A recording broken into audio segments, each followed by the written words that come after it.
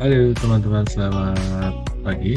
Ya, kembali lagi bersama saya di channel pembelajaran Excel tutorial ini.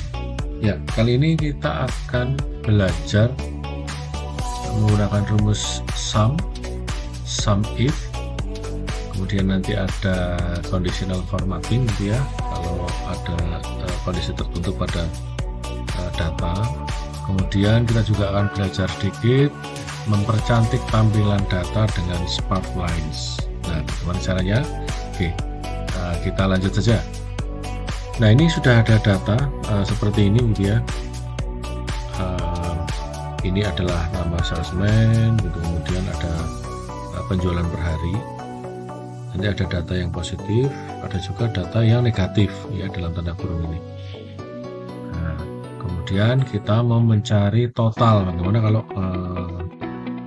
menggunakan rumus sum? Nah, kalau kita lihat datanya ini kan dia berulang. Ini ada John, kemudian ini penjualannya per hari.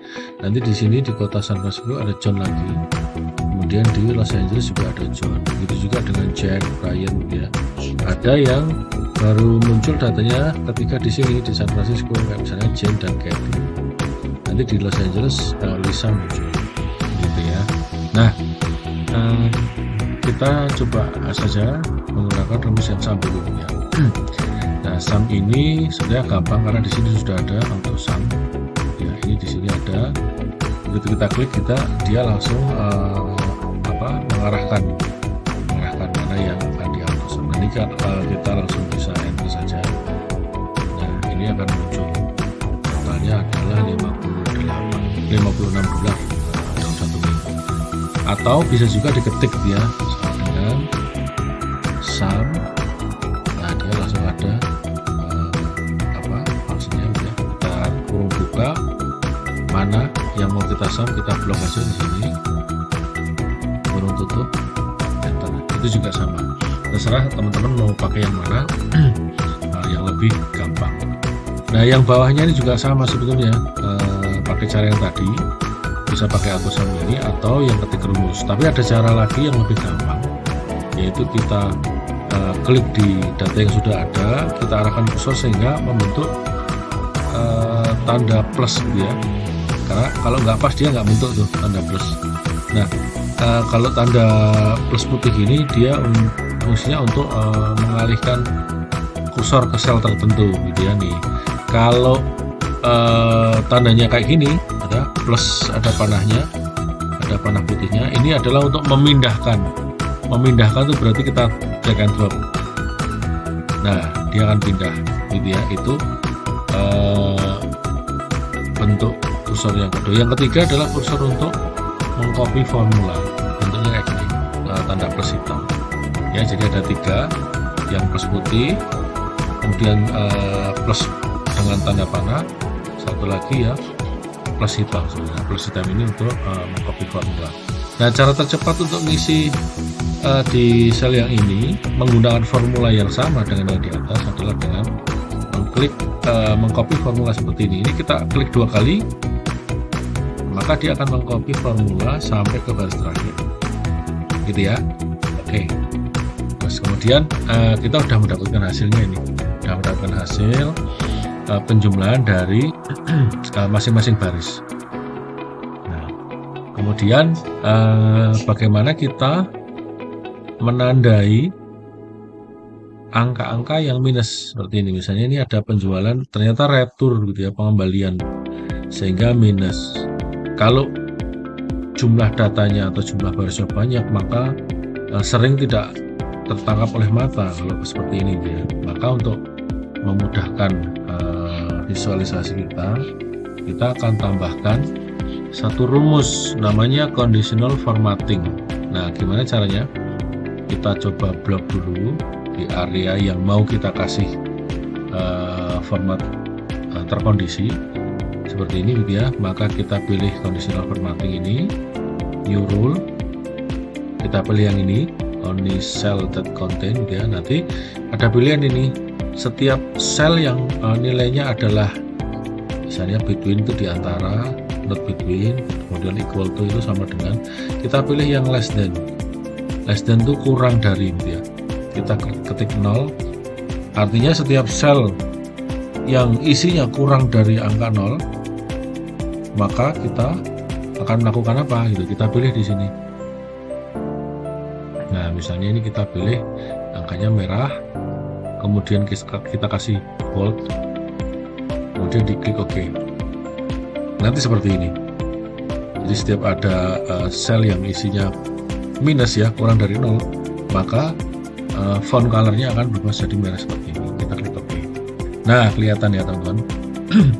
Jadi mana yang minus, ini akan lebih mudah secara visual untuk ditangkap oleh mata pada kumpulan data yang rapat seperti ini. Nah kita udah belajar dua hal. Yang pertama menjumlahkan atau sum, kedua menambahkan conditional formatting atau syarat tertentu. Kemudian kita coba menggunakan rumus sum if untuk mentotal ya. Sum if itu rumus untuk menjumlahkan dengan syarat tertentu. Nah misalnya seperti ini, jumlahkan total penjualan salesman John. Karena di sini John ada 3 baris, dia ada John yang di New York, yang di San Francisco, dan Los Angeles. Nah maka cara menjumlahkannya kita gunakan sum if ya. Kita bisa klik di sini, kemudian kita, kalau misalnya biasanya di sini sudah ada rumus-rumus yang sering kita gunakan. Kalau misalnya belum ada di sini, kita bisa ketik di sini gitu ya. Ini kita bisa ketik sum if, kemudian di enter. Nah maka dia akan muncul, kita klik yang ini, klik 2 kali. Nah ada 3 baris field di sini ya, ada range, kriteria, dan sum range. Untuk range kita klik di sini ya, kita isi dengan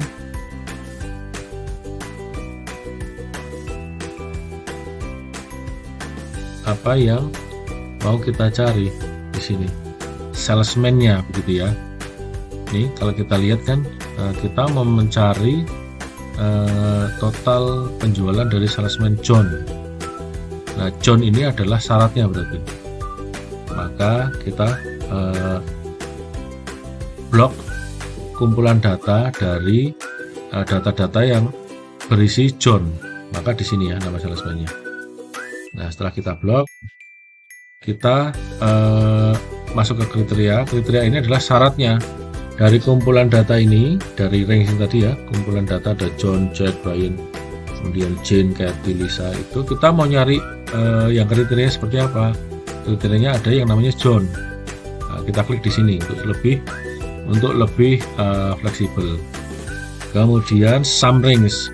Nah, sum range ini adalah apa yang mau kita lakukan, apa yang mau kita jumlahkan apabila ketemu kriteria John, yaitu totalnya gitu ya. Nah saya taruh sini dulu totalnya, maka totalnya ada di sini tuh. Kita blok di sini,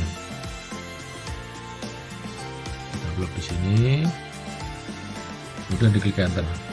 Nah maka untuk total salesman dengan nama John itu ada 506,33 dolar. Untuk quick checknya bisa kita lihat di sini juga. Ini quick check aja ya, cara pengecekan manual maksud saya gitu ya, jika tidak menggunakan rumus. Ini bisa kita blok di sini yang namanya John, maka di sini akan muncul sumnya 506,33 sama.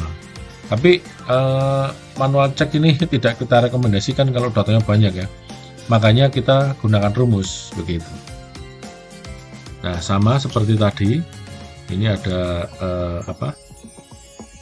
ada yang Jack, ada yang Brian gitu ya. Itu sama, kita bisa gunakan yang tadi rumusnya seperti ini, sum if. Cara cepatnya masih ingat ya, tadi kita gunakan tanda plus untuk copy formula ke bawah begitu. Oke, nah ini kita sudah dapat sudah dapat. Jadi untuk John total penjualannya di semua kota di semua hari ya, semua kota dan semua hari itu sekian, Jack sekian, Brian sekian gitu ya. Lisa itu karena baru muncul di Los Angeles saja, maka dia cuma muncul sekali. Ya, kita coba sampling lagi Jane di situ ya. Jack 263. Kita lihat Jack ini manual cek aja. Jack di sini. Ya. Nah, 263,67 ya. Jadi untuk penggunaan sum if pada contoh kasus ini sudah selesai. Nah teman-teman, kita sudah mencoba tadi ya rumus sum, kemudian sum if, conditional formatting. Ada satu tips lagi yang akan saya bagikan kepada teman-teman semua, yaitu fitur namanya sparklines. Adanya di insert sini, sudah ini sparklines. Nah, sparklines ini bisa kita gunakan untuk mempercantik tampilan data dengan memasukkan gambar berupa chart ya, grafik seperti ini. Kita ada line chart, ada kolom, ada win atau loss ya. Nah, kita lihat di sini kita ada data dari Senin sampai Minggu dari masing-masing salesman. Kita bisa lihat nih dengan sparkline, kita bisa lihat weekly trendnya. Kita coba aja ya teman-teman, kita tempatkan di sini weekly trend. Misalnya kita kasih nama weekly trend, kemudian kita pilih yang line, kita pilih data range-nya itu dari Senin sampai Minggu. Yang total jangan ya, karena total udah gabungan dari Senin sampai Minggu. Kemudian kita enter. Nah, kita lihat di sini ya, trennya penjualan dari si John ini di New York rupanya menurun dalam minggu tersebut gitu. Nah ini kita bisa lihat, kalau ini ada pilihan ya, kalau mau ditambahkan high point kita klik di sini, maka ada titik merah di sini, high point dan low point di sini ada titik merah juga. Nah ternyata high point di sini itu merujuk ke penjualan tertinggi ya di Selasa ini, kemudian low point adalah penjualan terendah gitu ya. Nah seperti itu teman-teman. Kemudian ini ada contoh-contoh atau pilihan-pilihan variasinya yang bisa dipilih, itu yang lain. Kemudian kalau kita mau menggunakan yang kolom yang ini, kita klik aja di sini. Nah ini bisa kelihatan bentuknya kolom apa, bar ya, bar chart atau histogram ya. Ini juga sama, ada variasi yang bisa dipilih gitu ya.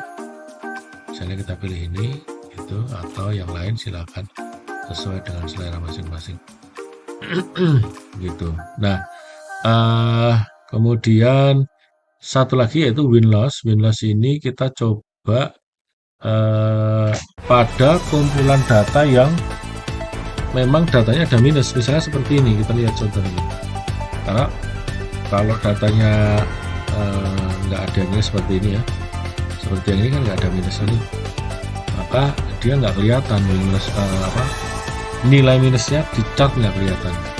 Kita coba yang minus coba ya di sini. Nah kita pilih yang minus, kita pilih data range-nya ini, kemudian di enter lagi. Nah teman-teman ini kelihatan, jadi ini yang minus akan di bawah dari chart ini gitu ya. Itu juga kalau misalnya kita pakai yang ini ada dua. Nah misalnya ini juga kita kasih yang minus ini ya.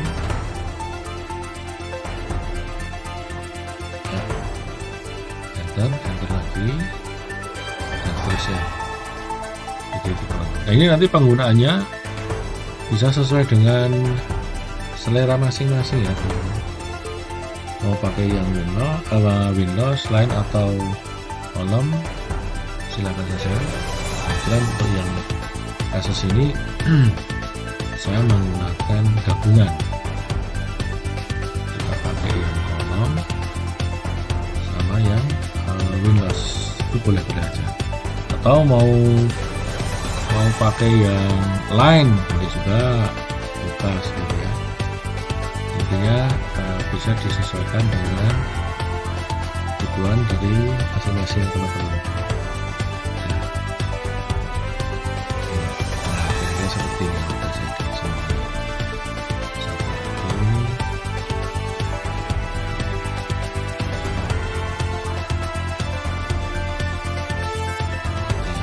Nah,